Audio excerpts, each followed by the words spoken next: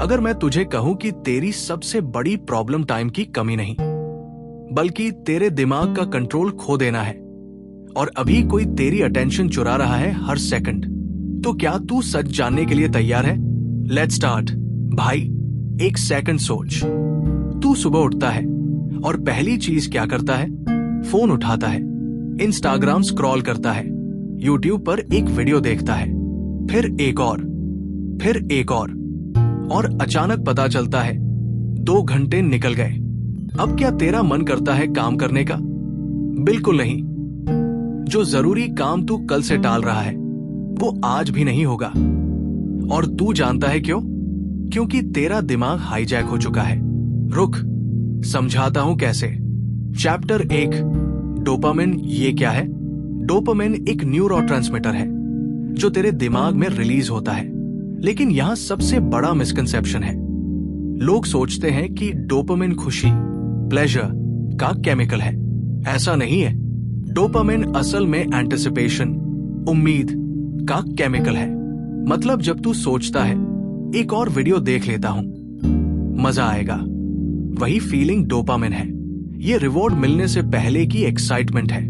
इसी वजह से जब तू वीडियो देख लेता है तब भी तू सेटिस्फाइड नहीं होता। तेरा ब्रेन बोलता है एक और देख ले, फिर एक और। डोपामिन तुझे काम करने के लिए मोटिवेट करता है, लेकिन आज के समय में ये मोटिवेशन गलत दिशा में जा रही है। सोच, पहले इंसानों को डोपामाइन मिलता था जब वे जंगल में जाकर खाना ढूंढते थे और सर्वाइवल के लिए मेहनत करते थे। लेकिन आज वही डोपामाइन तुझे मिलता है जब तू इंस्टाग्राम पर लाइक्स चेक करता है। एवोल्यूशन ने तेरे दिमाग को सर्वाइवल के लिए डिजाइन किया था, लेकिन आज की कंपनियों ने इसे स्क्रोलिंग और शॉपिंग के लिए हैक कर लिया है। चैप्टर 2, समस्या क्या है? डोपामिन का एक नियम है, जितना ज्यादा तू इसे देगा उतना ज्यादा ये मांगेगा। बिल्कुल एडिक्शन की तरह। एक ड्रग एडिक्ट को पहले एक डोज से असर होता है, फिर उसे ज्यादा चाहिए होता है। यही चीज तेरे फोन के साथ हो रही है। पहले एक नोटिफिकेशन से एक्साइटमेंट मिलता था, अब 50 नोटिफिकेशंस के बाद भी मन नहीं भरता। यूट्यूब, इंस्टाग्राम, फेसबुक जैसे प्लेटफॉर्म्स ऐसे डिजाइन किए गए हैं कि तू ज्यादा से ज्यादा समय उन पर बिताए, क्योंकि जितना ज्यादा तू रहेगा उतना ज्यादा वो एड से पैसा कमाएंगे। तूने रेड नोटिफिकेशन आइकन देखा है? वो यूं ही लाल नहीं है। लाल रंग अर्जेंसी पैदा करता है। तेरा दिमाग कहता है कुछ जरूरी है, अभी देख, और तू क्लिक कर देता है। फिर तू बिना किसी रीजन के घंटों स्क्रॉल करता रहता है। एक और दिलचस्प बात, स्टीव जॉब्स ने अपने बच्चों को आईपैड इस्तेमाल नहीं करने दिया। सोच, जिसने डिवाइस बनाया उसने अपने घर में उसे लिमिट किया, क्योंकि उसे पता था इसका असर दिमाग पर क्या होता है। शुगर का खेल। शुगर भी डोपामाइन रिलीज करता है। फूड इंडस्ट्री इसे जानती है, इसलिए प्रोसेस्ड फूड में शुगर मिलाई जाती है ताकि तू बार बार खाए। एक पैकेट चिप्स खाने के बाद क्या होता है? दूसरा खाने का मन करता है। यही वही डोपामाइन लूप है। इसका असर क्या है? तू शॉर्ट टर्म सोच में फंस जाता है। तुझे जल्दी रिजल्ट्स चाहिए, मेहनत बोरिंग लगती है, खत्म हो जाता है। तू मोटिवेशनल वीडियोस देखता है शॉर्टकट ढूंढने के लिए, लेकिन सच्चाई ये है, सफलता पेशेंस प्लस कंसिस्टेंसी। Amazon ने 1994 में शुरुआत की और 2003 तक प्रॉफिट नहीं कमाया, यानी 9 साल। लेकिन आज इंसान एक हफ्ते में रिजल्ट चाहता है। इसकी वजह है ओवर स्टिम्युलेशन। तो इतना ज्यादा स्टिम्युलेटेड है कि सिंपल लेकिन जरूरी काम करना मुश्किल लगने लगता है। चैप्टर 3, डोपामिन डिटॉक्स क्या है? सिंपल डेफिनेशन, अपने स्टिम्युलेशन लेवल को कम करना ताकि नॉर्मल और मुश्किल काम भी आसान और इंटरेस्टिंग लगने लगे। तू डोपामाइन को खत्म नहीं कर रहा, बल्कि अपने ब्रेन की सेंसिटिविटी वापस ला रहा है। एग्जाम्पल, अगर तू रोज बिरयानी खाता है तो दाल चावल बोरिंग लगते हैं, लेकिन अगर तू कुछ दिन सिंपल खाना खाए तो वही दाल चावल भी अच्छा लगने लगता है। यही कॉन्सेप्ट दिमाग पर लागू होता है। डिटॉक्स के प्रकार। 1, 48 डिटॉक्स सबसे पावरफुल। फोन बंद, इंटरनेट बंद, सोशल मीडिया बंद, शुगर बंद, म्यूजिक बंद। बस तू और तेरे विचार। शुरुआत में बेचैनी होगी, लेकिन यही प्रोसेस दिमाग को रीसेट करता है। 2. 24 आवर डिटॉक्स, थोड़ा आसान लेकिन असर कम। 3. पार्शियल डिटॉक्स, सिर्फ सबसे बड़ी डिस्ट्रैक्शन हटाओ। अगर YouTube सबसे बड़ी प्रॉब्लम है तो सिर्फ उसे बंद करो। एक्सट्रीम एग्जाम्पल, एक व्यक्ति ने 10 दिन विपासना मेडिटेशन रिट्रीट किया। कोई बात नहीं, कोई फोन नहीं, कोई डिस्ट्रैक्शन नहीं, तो उसके मुकाबले 48 घंटे बहुत आसान है। Chapter 4, 3 step method. स्टेप 1, अपनी डिस्ट्रैक्शंस पहचानो। एक कागज लो, 2 कॉलम बनाओ, कैन्स और कैंटियस। कैन्स में लिखो डिटॉक्स के दौरान तुम क्या कर सकते हो। Walk, journaling, reading, meditation. Can'ts में लिखो क्या नहीं करोगे। YouTube, Instagram, emails, phone. अपने आप से एक पावरफुल सवाल पूछो, अगर मैं सिर्फ एक चीज बंद कर दूं तो मेरी प्रोडक्टिविटी सबसे ज्यादा बढ़ जाएगी। वो क्या है? वही तुम्हारी नंबर 1 डिस्ट्रैक्शन है, उसे सबसे पहले खत्म करो। स्टेप 2, फ्रिक्शन बढ़ाओ। ये एक बहुत ही पावरफुल कॉन्सेप्ट है। जितना मुश्किल तुम किसी चीज को एक्सेस करना बना दोगे, उतना कम तुम उसे करोगे। ओथर ने क्या किया? अपना इंटरनेट मोडेम स्टोरेज रूम में रख दिया।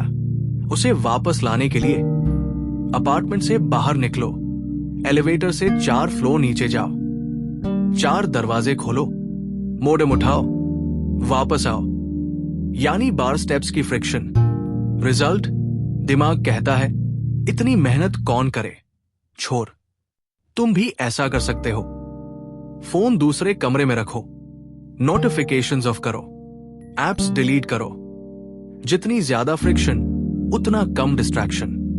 और इसका उल्टा भी करो, अपने इंपॉर्टेंट काम को फ्रिक्शनलेस बना दो। ओथर क्या करता है? वर्ड डॉक्यूमेंट पहले से ओपन रखता है, रिलैक्सिंग म्यूजिक चलाता है, टाइमर सेट करता है। अब दिमाग को लगता है सब रेडी है, चलो काम शुरू करते हैं। स्टेप 3, सुबह सबसे पहले शुरू करो। इसे ध्यान से समझो। तुम्हारा पूरा दिन तुम्हारी सुबह के पहले 30 मिनट से तय होता है। अगर तुमने सुबह उठते ही फोन उठा लिया, गेम ओवर। तुम ओवर स्टिम्युलेटेड हो जाओगे और पूरे दिन काम से भागोगे। लेकिन अगर तुमने एक सिंपल मॉर्निंग रूटीन फॉलो किया, मेडिटेशन, स्ट्रेचिंग, गोल्स लिखना और सीधा काम शुरू करना, तो तुम एक ऐसी काम स्टेट में आ जाते हो जहां हार्ड वर्क भी आसान लगने लगता है। चैप्टर 5, काम कैसे करना है। डिटॉक्स के बाद असली खेल शुरू होता है, वास्तव में काम करना। प्लानिंग, हर दिन रात को या सुबह 3-5 इंपॉर्टेंट टास्क्स लिखो, उन्हें प्रायोरिटी ऑर्डर में रखो। पहला टास्क सबसे इंपॉर्टेंट होना चाहिए। एक सवाल पूछो, अगर मैं आज सिर्फ एक काम कर सकता हूं और कल से 1 महीने की छुट्टी पर जा रहा हूं, तो वो क्या होगा? वही तुम्हारा सबसे जरूरी काम है, उसे सबसे पहले करो। फोकस डेवलप करो। हर दिन एक ही जगह, एक ही समय बैठकर काम करो। स्टीफन किंग रोज अपनी डेस्क पर बैठकर लिखता है। वो इंस्पिरेशन का इंतजार नहीं करता। इंस्पिरेशन काम करते करते आता है, काम शुरू करने से पहले नहीं। एक ट्रिगर चुनो, चाय बनाकर डेस्क पर बैठना या मेडिटेशन के बाद काम शुरू करना। इससे दिमाग को सिग्नल मिलता है अब काम का समय है, और फिर बस शुरू हो जाओ। पहले 5 मिनट सबसे मुश्किल होते हैं, उसके बाद फ्लो स्टेट आ जाता है जहां तुम इतने फोकस्ड हो जाते हो कि समय का पता ही नहीं चलता। वर्क साइकिल, 45 मिनट काम, 5-10 मिनट ब्रेक, फिर repeat. Open systems versus closed systems. ये कॉन्सेप्ट बहुत पावरफुल है। Open system, email, Facebook, YouTube, internet, इनका कोई अंत नहीं होता। एक ईमेल से दूसरा, फिर लिंक, फिर आर्टिकल, फिर वीडियो, और तुम रैबिट होल में फंस जाते हो। Closed system, word document, excel sheet, power point, इनका स्कोप लिमिटेड होता है। तुम्हें सिर्फ वही काम दिखता है जो करना है। ओथर का रूल, सुबह कंप्यूटर खोलते ही सबसे पहले क्लोज्ड सिस्टम खोलो, अपनी बुक फाइल, अपना प्रोजेक्ट। पहले ईमेल मत खोलो, पहले ब्राउजर मत खोलो। जो तुम सुबह सबसे पहले करते हो वही तुम्हारा पूरा दिन तय करता है। चैप्टर 6, रिलैप्स से कैसे बचें। अब एक सच्ची बात सुनो, तुम रिलैप्स करोगे 100%। ओथक खुद कहता है, मैं भी हाइपर फोकस्ड पीरियड से रेस्टलेस पीरियड्स में चला जाता हूं। ये बिल्कुल नॉर्मल है, लेकिन फर्क यहां आता है कि जब रिलैप्स होता है तब तुम क्या करते हो। 1, अवेयरनेस रखो। जब तुम्हें लगे कि तुम ओवर स्टिम्युलेटेड हो रहे हो, रुक जाओ।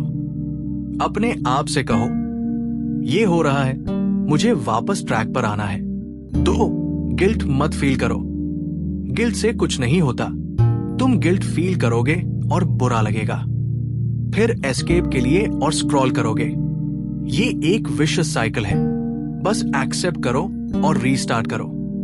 3, समझो कि दुनिया तुम्हारे खिलाफ है। ये ड्रामेटिक नहीं है, ये सच है। यूट्यूब, इंस्टाग्राम, मार्केटर्स, एडवर्टाइजर्स सब तुम्हारे अटेंशन के लिए लड़ रहे हैं, क्योंकि तुम्हारा अटेंशन उनका पैसा। लेकिन तुम्हारा अटेंशन तुम्हारा फ्यूचर भी है। अगर तुम इसे अपने गोल्स पर लगाते हो तो तुम अपनी लाइफ बदल सकते हो। 4, कॉन्टिंजेंसी प्लान बनाओ। पहले से सोचो, क्या चीज तुम्हें डिस्ट्रैक्ट करेगी। सुबह फोन उठाना, कोई अर्जेंट ईमेल, किसी दोस्त का मैसेज, इन सब के लिए पहले से प्लान तैयार रखो। 5, सस्टेनेबल सिस्टम बनाओ। ये एक बार का काम नहीं है। तुम एक रूटीन बनाओगे और उसे रोज फॉलो करोगे। परफेक्ट नहीं होगा, लेकिन कंसिस्टेंट होगा। 6, हियर एंड नाउ न्यूरोट्रांसमीटर्स को बढ़ाओ। डोपामाइन फ्यूचर फोकस्ड है, आगे क्या मिलेगा, लेकिन सेरोटोनिन, ऑक्सीटोसिन, एंडोर्फिन ये सब प्रेजेंट मोमेंट में एक्टिवेट होते हैं। कैसे? मेडिटेशन 5 मिनट भी काफी है। आंखें बंद करो, सांस पर ध्यान दो। स्ट्रेचिंग, बॉडी रिलैक्स होती है, माइंड काम होता है। कॉन्टेम्पलेटिव वॉकिंग, धीरे चलो, आसपास नोटिस करो, हवा, आवाज, आसमान। डीप कॉन्वर्सेशंस, असल लोगों से असली बातचीत करो। सबसे पावरफुल चीज, बॉर्डम, कुछ मत करो, बस बैठो, ऑब्जर्व करो। जब दिमाग बोर होगा तब क्रिएटिविटी आएगी, तब फोकस आएगा, तब तुम काम करने के लिए तैयार हो जाओगे।